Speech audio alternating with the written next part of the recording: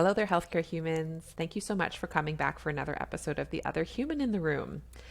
Okay, so today I want to introduce a simple but powerful concept that has really shifted the way I engage with patients. It also, by the way, has changed the way I engage with every relationship in my life. But for this week in particular, I want to focus on how this could shift how you show up with your patients. So the question that I want you to consider is, how do you think your patients need to change in order for you to be happy? Now, I don't know if you have things coming to mind just consciously, like, oh, well, they all would need to, show up on time. They would have to never be angry with me. Like maybe they already bubble to the surface.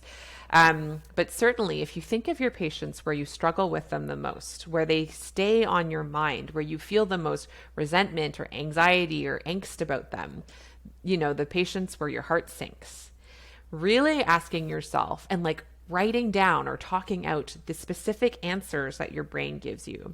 How do you think that person needs to change in order for you to be happy? And I'm just saying happy, period, including happy with them. But more than that, like the reason that some patients take up a bunch of real estate in our mind is because our brain thinks of them as threats, thinks that they are a threat to our safety and survival, which includes our happiness. Really think about that answer to the question. I'll tell you where I got this question from. There's this, I don't know what she calls herself, a philosopher, self-help type person. Her name's Byron Katie. She is just a fascinating person. And she does this thing called the work, where basically you think about, you identify the thoughts that are kind of populating your mind, that are telling the story about your day, and you question them in order to notice that they are simply a story and that there could be other thoughts that are equally, if not more, true about the same situation, right? And one way she generates these thoughts is this fabulous reflective exercise that she calls the Judge Your Neighbor worksheet. Isn't that the best name already? Where she asks a series of questions in order for you to like get your thoughts out about a person. People who you're hooked on, people who keep showing up in your brain, the patients that you're the most worried about, the patients that you're most upset about, the patients that you're the most sort of obsessed about. You can't stop thinking about them. When they show up, they ruin your whole day, those patients. This worksheet has been so helpful for me to just get out the thoughts for a couple different levels.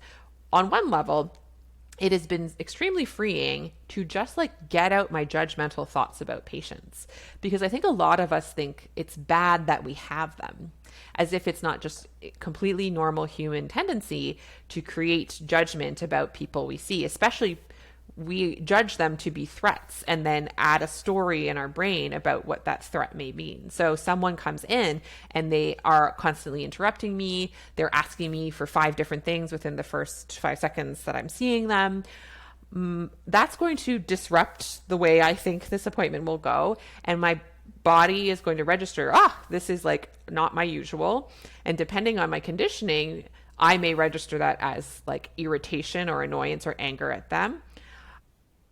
I might actually register it as anxiety, as something like, oh no, I can't actually do my job now because of how they're speaking to me. Like depending on your past lived experience, your brain will tell you a different story about someone who's constantly interrupting you, as an example, right? But it is generating a story. And so that story is all the judgments you have about the patient, how you see them. They're difficult, they're rude, they're whatever, right? Putting it all down and just allowing yourself to see the judgments your brain has created without judging the fact that you have judgments is just like so cathartic in and of itself. You can write all the words that you think about that patient, and you don't have to make it mean that you're a bad person that you have them. Your brain is always generating stories about what's happening. That's how it like knows how to live, right? So there's that first step. And then when you've written them all out, then you get to question, like, is this a story that serves me? And if it is, you get to keep it. You can continue to be annoyed or angry, whatever you want. You can keep thinking whatever thoughts you want about patients. But if you're noticing that it's getting in your way, if you're noticing that how you react out of that story you don't like. So the person that's interrupting, now you start interrupting back. Now you start being shorter with them. Now you're not listening to them. Now you're actually not really assessing them. If you wish that you had a different approach of how to be with them in that situation, the way that can work is you can start telling yourself a different story. So one way that I have seen this done is by using that Judge Your Neighbor worksheet. In fact, for learners, I've often encouraged them to try it out. Just call it your Judge Your Patient worksheet and write it all out. But the core question in that also got turned into another coaching tool that I learned from one of my other teachers, Brooke Castillo, who runs the Life Coach School, which is one of the places I got some of my coaching training. She calls it the manual. And I think that also works really well in the context of patients. So basically what she says is we all have a manual for how we think other people should act in order for us to feel happy and okay with them. So in a non-clinical example, I have a manual for my husband. He needs to always anticipate my needs. He needs to never disagree with me. He needs to buy me flowers, or that one's not real, but whatever it is, I have a manual that my brain focuses on. So when he is not doing a thing that my brain says in the manual he should, I get hyper focused on that. I get upset with that. And now I give away my happiness to this wishful thinking of a story that isn't the truth of the universe, And we do this all the time with patients. We definitely have a lot of manuals of how patients should act. Now, I want to be clear, in an ideal world, for sure, patients would all have gentle voices and share their issues one at a time, slowly and carefully, so we can hear them. That would be a lovely version of reality if that was the case. And here we are in this reality, fighting the truth of this reality by saying they should be different. It's all of them. There's I can't be happy in my job because patients are so XYZ. And here's the rub. The patients, they ain't changing, or they're not changing anytime soon. And also the fact that we think all the patients act the same is our brain telling the story about it, So what we can change is the manual we have for our patients, that all patients have to be any particular way, right? Because I don't know if you've noticed, but we don't actually have any control to change other people and their behavior.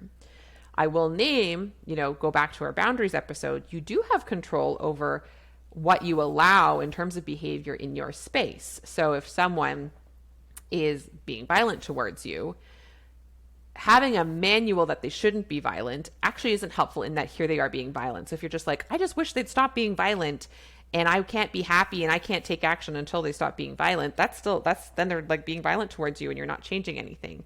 So it still doesn't even help to wish they wouldn't be violent. Instead, you can be oh, I accept and understand the reality of the universe that you are violent towards me, and I'm going to take on my own power and actually set a boundary and say, if I'm going to call the police, right? Same with, say, a patient's constantly interrupting you. Wishing that they would stop interrupting you so that you could feel happy does nothing, right? It just makes you often more irritable and then start acting in ways that you don't like.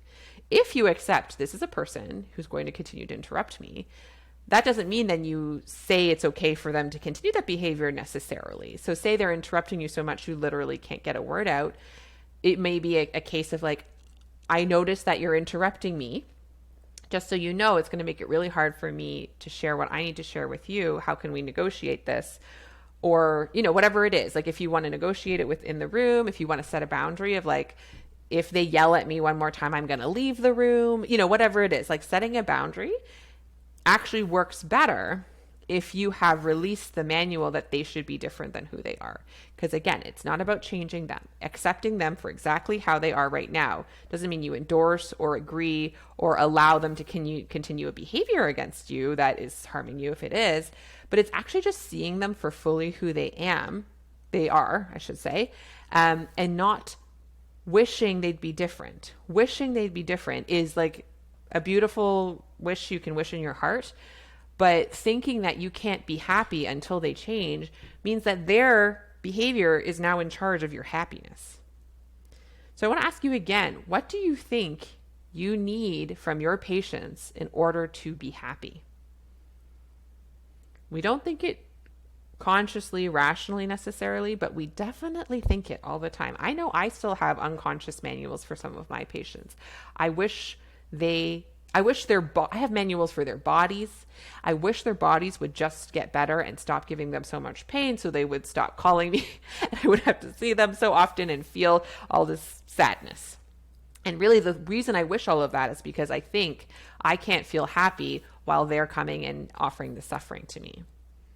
If I understand that happiness is an inside job, if I understand it's actually my job to create my own happiness, and not that I'm only going to feel happy all the time, but if even just create my own sense of self-worth, my own sense of self-trust, including the ability to enjoy my job, irrespective if the patients think any particular thing about me or act any particular way, if I know that I'm in charge of me and my thoughts and my emotions, then I show up to work in a different energy. I allow people to be who they are in spaces with me. And I have a lot more peace about my role in any given situation. So giving up your manuals for your patients, that's the ticket to actually enjoying your work with those people. And by the way, when you show up in spaces and they say, la, la, la, la, and you're not trying to fight them back or tell them they need to be different or reacting in a way, but you show up being like, wow, here you are, human being, exactly as you are.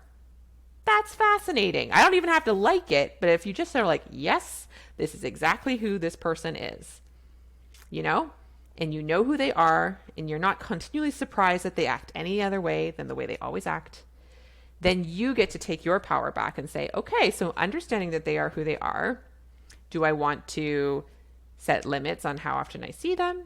Do I want to change my approach in terms of how many questions I ask them, right? Like we do this sort of unconsciously a lot of times. We learn over time, oh, okay, this is not a person that it works to ask one big open-ended question. Otherwise, 20 minutes later, I've had difficulty to get a word in edgewise, right? So we accept that people are who we are and we can adapt and address people who they are, where they are, meet them where they're at, which is so much more compassionate and trauma informed because we understand and accept that they are where they are.